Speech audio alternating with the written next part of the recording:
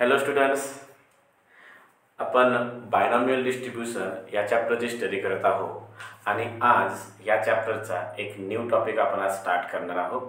तर आज तुम्हाला न्यू टॉपिकची हेडिंग द्यायची आहे। तर हेडिंग द्या expected value, variance and standard deviation. Expected value, variance and standard deviation. बघा, हा जो सेम टू सेम टॉपिक आपण मागल्या चॅप्टरमध्ये या अगोदर जो चॅप्टर घेतला प्रोबॅबिलिटी डिस्ट्रीब्यूशन, या चॅप्टरमध्ये हा जो टॉपिक आहे हा आपण तिथे स्टडी केला होता, पण त्यावेळी त्यांचं फॉर्म्युला वेगळं होते। यावेळी बायनॉमियल डिस्ट्रीब्यूशनमध्ये तुम्हाला यासाठी वेगळे फॉर्म्युला आहेत। खूप इझी फॉर्म्युला आहेत आणि या टॉपिकवर तुम्हाला मॅक्झिमम म्हणजे 2 मार्क्सचा क्वेश्चन मॅक्झिमम टाइम विचारला जातो। म्हणून हा जो काही टॉपिक आहे, ह्या टॉपिकला इम्पॉर्टंट करून घ्या। ओके, बरं, लिहा, हेडिंग द्या expected value, variance and standard deviation. बघा काय होते एक्सपेक्टेड व्हॅल्यू। एक्सपेक्टेड व्हॅल्यू जी आहे त्या एक्सपेक्टेड व्हॅल्यूला डिनोट केले जाते ई ऑफ एक्स।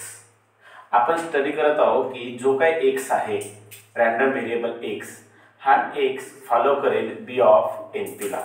कोणाला फॉलो करतो? बी ऑफ एन पी। आणि बी ऑफ एन पी ला फॉलो केल्याच्या नंतर आपण ई ऑफ एक्स म्हणजेच एक्सपेक्टेड व्हॅल्यूची व्हॅल्यू फाइंड करतो आणि एक्सपेक्टेड व्हॅल्यूची जी काही व्हॅल्यू फाइंड करणार आहोत त्याचा फॉर्म्युला होईल आपल्याला एन पी। लक्षात ठेवा, यामध्ये फॉर्म्युलाच काम आहे, तुम्हाला बाकी काही जास्त समजण्याची गरज नाही आहे। आपण ऑलरेडी याच्याबद्दल मागच्या चॅप्टरमध्ये स्टडी केला होता की एक्सपेक्टेड व्हॅल्यू काय होते, व्हॅरियन्स काय होते आणि स्टँडर्ड डेविएशन काय होते।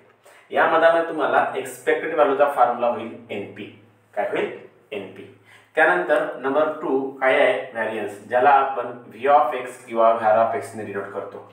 एक्सपेक्टेड व्हॅल्यू आपण ई ऑफ एक्स किंवा म्यू ने डिनोट करतो, तर आपण जनरली ई ऑफ एक्स ने करतो आणि व्हॅरियन्सला व्ही ऑफ एक्स किंवा व्हॅर ऑफ एक्स ने करतो। तर व्हॅरियन्स जो आहे त्याला आपण डिनोट करू व्ही ऑफ एक्स, ज्याचा फॉर्म्युला होते एन पी क्यू। काय फॉर्म्युला होते? N P Q.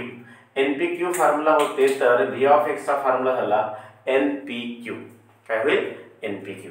त्यानंतर आपण काय बघणार? Standard deviation. Very simple, standard डेविएशनला आपण कशाने डिनोट करतो? सिग्माने। कशाने? सिग्मा।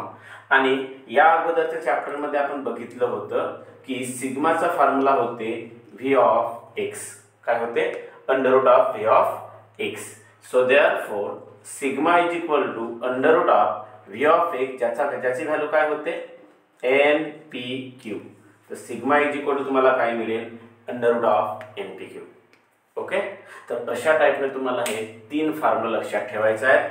3 फॉर्म्युल्यावर तुम्हाला इझी क्वेश्चन 2 मार्क्सचे विचारले जातील। खूप इझी क्वेश्चन असतात। क्लिअर? ओके, तर ही हेडिंग दिली आहे सर, दिलं? ही हेडिंग दिल्याच्या नंतर तुम्ही नंबर 1 हेडिंग द्या एक्सपेक्टेड व्हॅल्यू। काय हेडिंग द्या? एक्सपेक्टेड व्हॅल्यू, आणि त्यामध्ये लिहा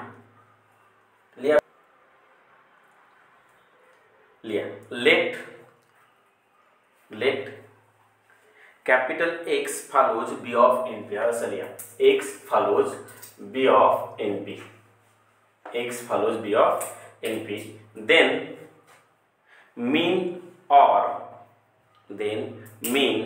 or expected value of RVX, expected value of RVX is denoted by E of X or mu, E of X or mu। Right? So therefore E of X equal to formula लिहा NP, E of X equal to formula लिहा NP। लिहा number 2 heading द्या variance. काय heading देणार? Variance. लिहा त्यामध्ये the variance is denoted by V of X or var of X, V of X or var of X। So therefore V of X equal to formula लिया NPQ। क्या formula लिया ना? NPQ। Number 3 heading द्या standard deviation. काय heading देना? Standard deviation. Standard deviation मध्ये लिया the standard deviation of x, small x, the standard deviation of x is denoted by is denoted by sigma. काय denote करतात? सिग्माने. आणि सिग्मा इक्वल टू लिहा formula under root of V of X. त्याच्यानंतर खाली लिहा sigma is equal to under root of N P Q. काय लिहिणार? Under root of N P Q. लिहिलं इथपर्यंत? बरं, लिहा क्वेश्चन नंबर फर्स्ट. खूप इजी क्वेश्चन आहे, बरोबर लक्ष द्या. लिहा question number first. Question number first लिहा. Given that x follows b of np. x follows b of np. x follows b of np. लिहिलं? ओके, कॉमा द्या आणि त्यामधला फर्स्ट लिहा. आता क्वेश्चन नंबर फर्स्ट मधला फर्स्ट लिहा. If n equal to 10, small n equal to 10 and p equal to small p equal to 0.4.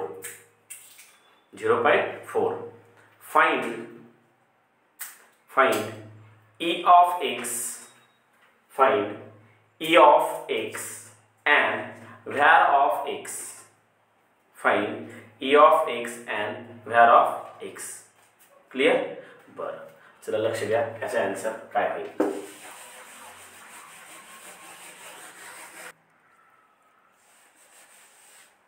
चला, question में तुम्हाला दिला आहे गिवन दॅट काय दिला आहे तुम्हाला? स्मॉल n इक्वल टू 10 दिला आहे आणि p इक्वल टू 0.4 दिला आहे. स्मॉल n इक्वल टू काय दिला आहे? 10 आणि p इक्वल टू काय दिला आहे तुम्हाला? 0.4. बरोबर आहे? ओके, आणि काय फाइंड करायचं आहे? e ऑफ x आणि var ऑफ x. मला सांगा e ऑफ x चा फॉर्म्युला काय होते? np. आणि var ऑफ x चा फॉर्म्युला काय होते? npq. म्हणजे याचा अर्थ असं की var ऑफ x साठी तुम्हाला q ची गरज पडेल, तर अगोदर q फाइंड करून घ्यायचा.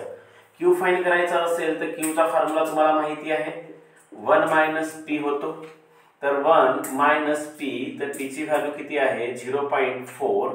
सो इक्वल टू 1 - 0.4 काय होणार? 0.6. सो q मिळाला तुम्हाला 0.6. सो देअरफॉर नंबर 1 तुम्हाला काय फाइंड करायचं आहे? e of x. e of x चा फॉर्म्युला होते np. काय होतो? np. n ची व्हॅल्यू किती रे? 10 इंटू p ची व्हॅल्यू किती?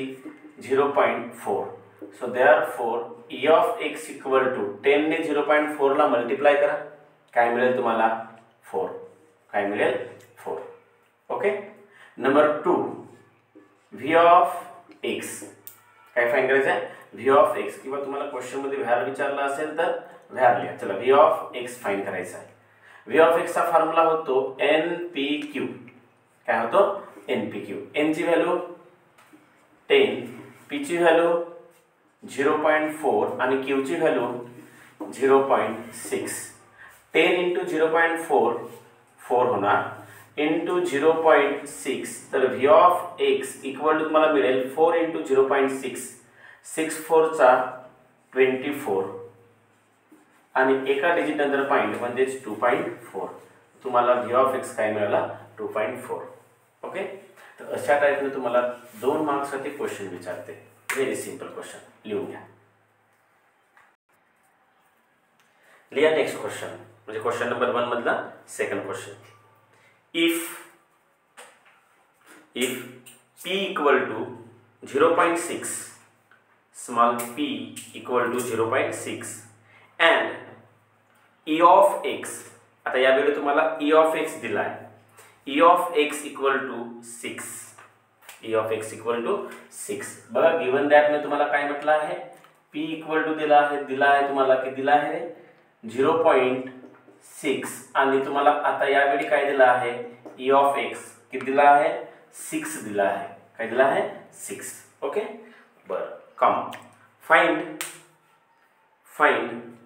Small n and var of x. काय फाइंड करायचं आहे? Small n and var of x. तर बघा कसं फाइंड करायचं. मला सांगा var of x काढण्यासाठी कशाची गरज आहे? npq ची गरज आहे. कशी गरज असते? npq. त्या अगोदर तुम्हाला n फाइंड करावं लागेल. आणि काय फाइंड करावं लागेल क्यू. तर अगोदर आपण एन फाइंड करू. एन फाइंड करायचे तर क्वेश्चन मध्ये तुम्हाला एन पण विचारलं सुद्धा आहे. मला सांगा तुम्हाला क्वेश्चन मध्ये ऑलरेडी ई ऑफ एक्स दिला आहे.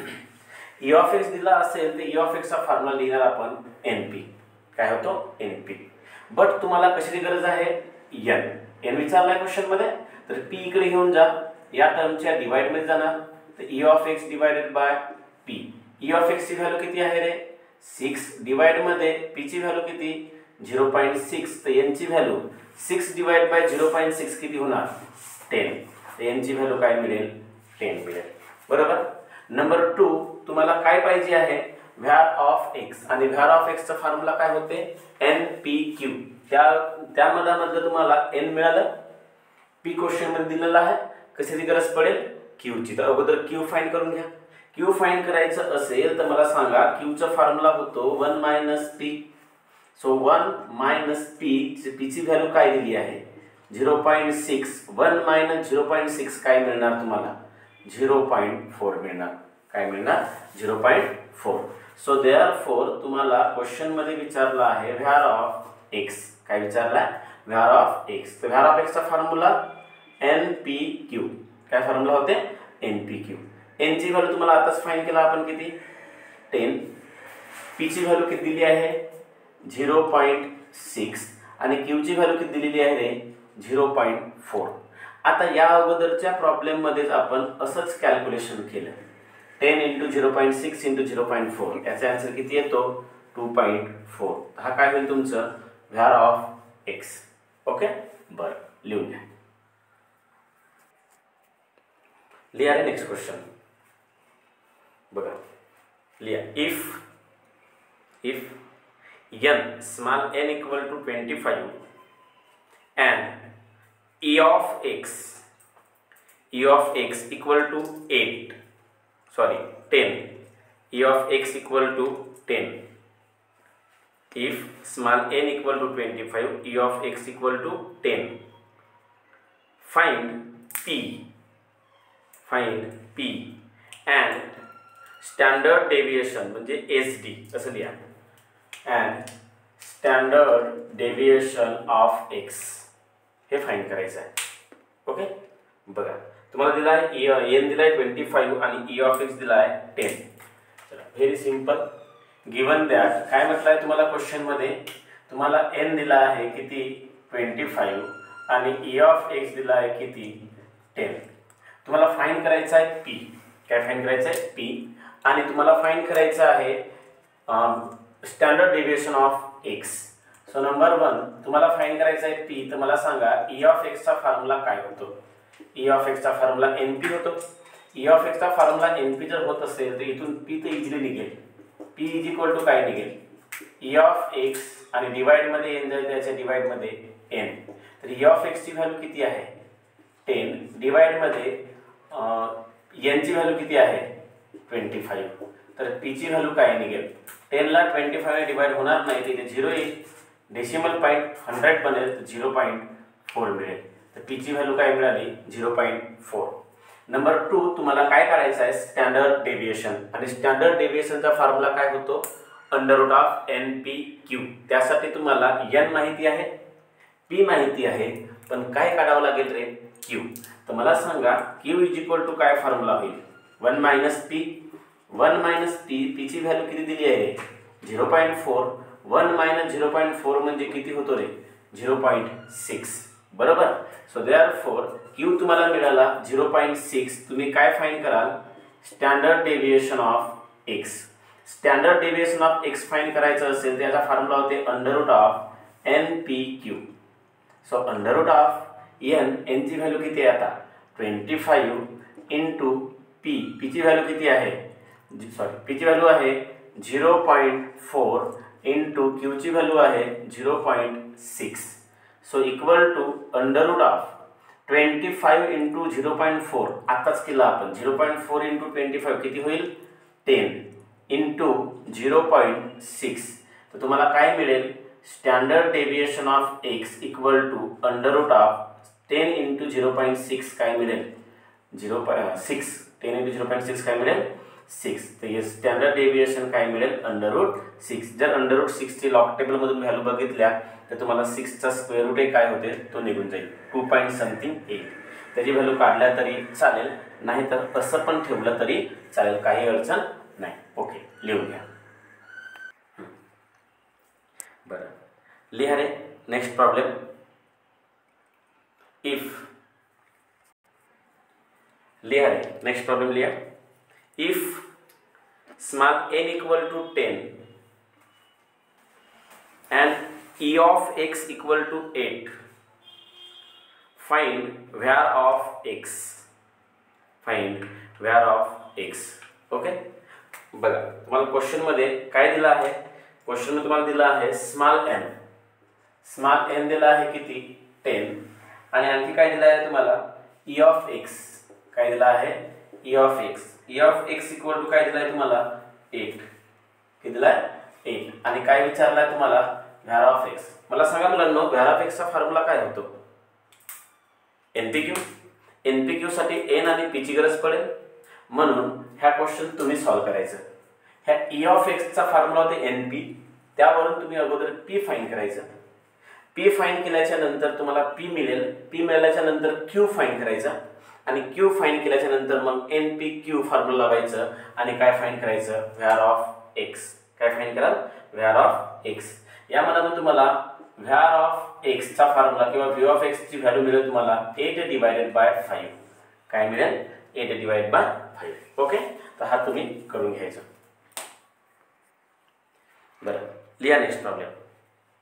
If e of x equal to 6, e of x equal to 6 and var of x equal to 4.2. e of x equal to 6 and var of x equal to 4.2. Find n and p.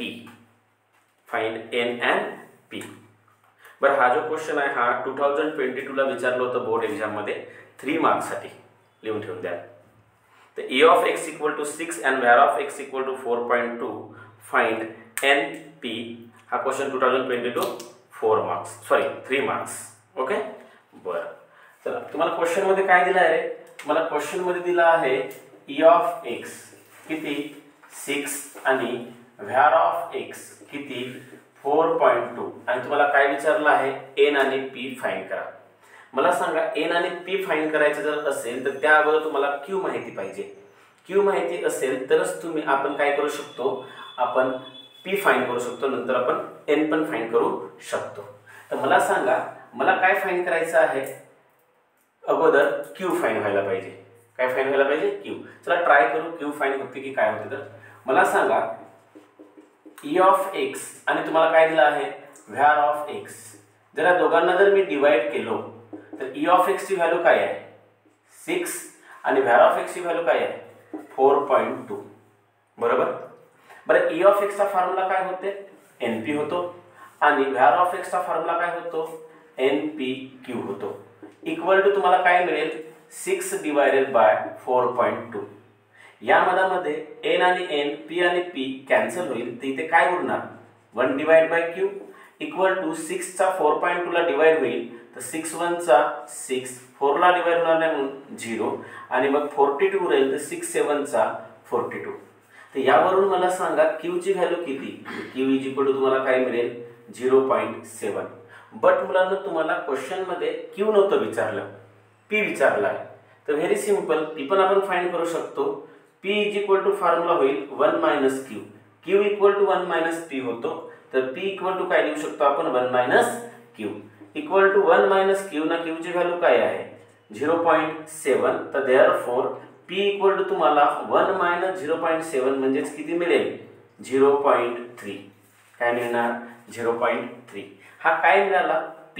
आता तुम्हाला question मध्ये काय विचारलाय n विचारलाय. So therefore e of x चा formula काय होतो रे NP होतो. तर e of x चा फॉर्म्युला NP जर होत असेल तर n तर इझिली फाइंड करता येईल. p इकडे घेऊन यावा, काय मिळेल तुम्हाला p इकडे जर घेऊन आलं तुम्हाला तर e of x divide by काय मिळेल p मिळेल.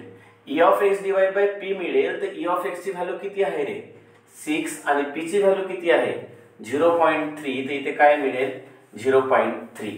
So therefore n equal to 6 divide by 0.3 करणार तुम्हाला मिळेल 20. तर स्मॉल n ची व्हॅल्यू किती मिळाली तुम्हाला 20. तर आपण p आणि n इझिली काय केला फाइंड केला. ओके लिहून घ्या. लिहा नेक्स्ट क्वेश्चन लिहा.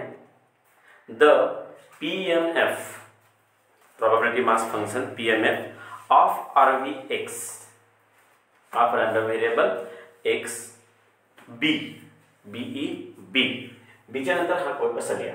P of x equal to 4cx 5/9 to the power x 4/9 to the power 4 minus x हा दिला आहे क्वेश्चन मध्ये. Okay comma find E of x and var of x. Find E of x and var of x. Okay बरं लिहा answer मध्ये लिहा. P of x is a binomial distribution. P of x is a binomial distribution. Full stop. So therefore P of x is equal to question मध्ये हा दिला आहे याला लिहा असंच. हा लिहिल्याच्या नंतर याला काय करणार आपण रे कम्पेअर विथ. का बरं कम्पेअर करावं लागणार कारण आपल्याला E of x आणि var of x काढायचं आहे. काय काढायचं आहे E of x आणि var of x. आणि E of x आणि var of x काढायचं जर असेल तर E of x आणि var of x साठी तुम्हाला NPQ ची गरज पडेल. कशाची गरज पडेल NPQ ची जर गरज पडत असेल तर मला सांगा NPQ मध्ये तुम्हाला n आणि p मिळालं पाहिजे. ते फाइंड करण्यासाठी P of x चा एक स्टँडर्ड फॉर्म्युला आहे. आपण आतापर्यंत तोच फॉर्म्युला स्टडी केला. काय असते NCX p to the power x q to the power n minus x. यावरून तुम्ही मला सांगा n ची व्हॅल्यू किती होईल.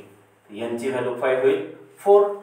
p ची व्हॅल्यू किती होणार तर p इक्वल टू होईल 5 डिवाइडेड बाय 9 आणि q इक्वल टू काय होणार q इक्वल टू होईल 4 डिवाइडेड बाय 9.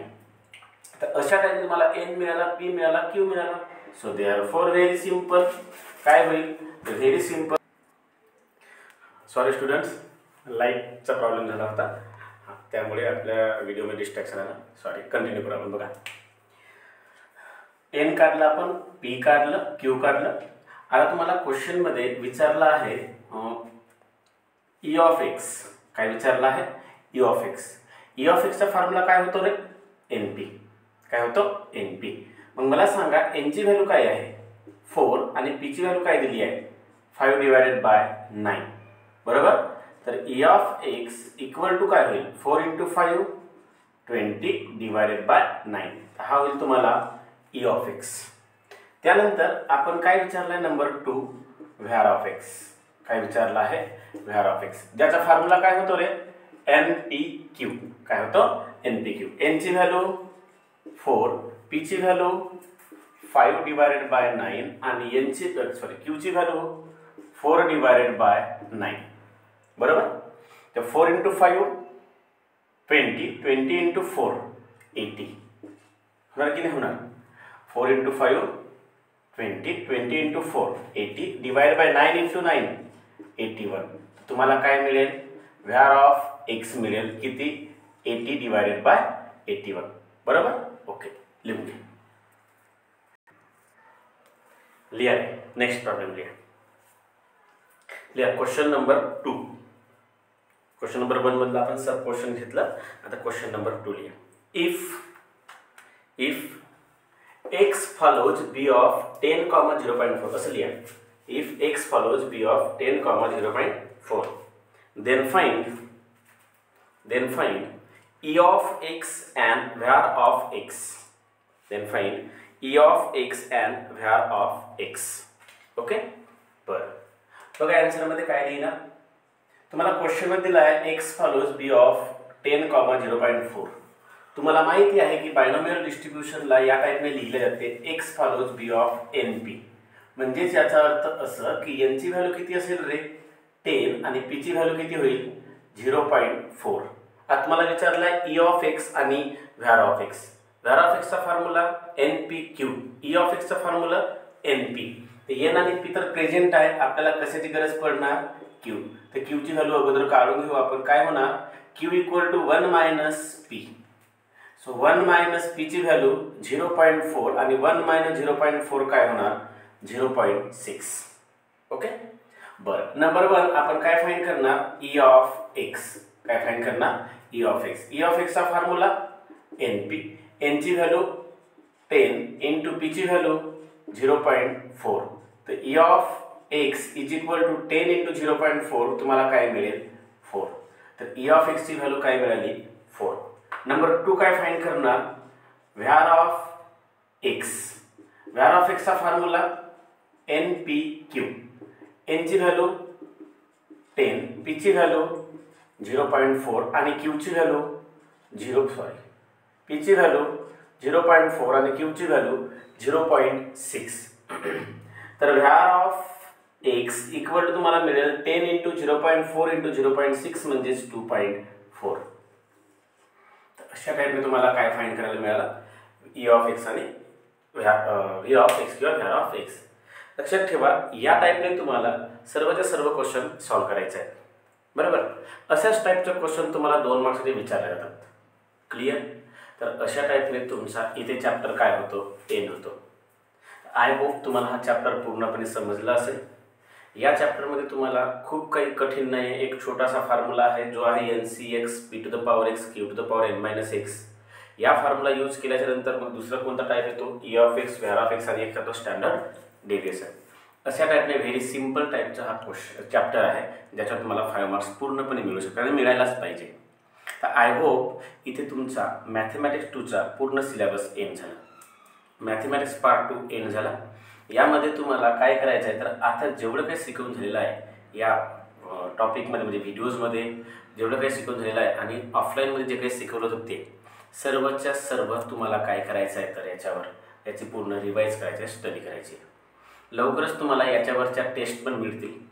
तुम्हाला टेस्ट पण सॉल्व्ह करायच्या आहेत आणि त्या कसं पाठवायच्या मला कसं चेक करणार ते पण मी सांगेन. बरोबर. तर इथपर्यंत जेवढं काही सिलेबस झालं त्याचा पूर्णपणे या सिलेबसला क्लिअर करा.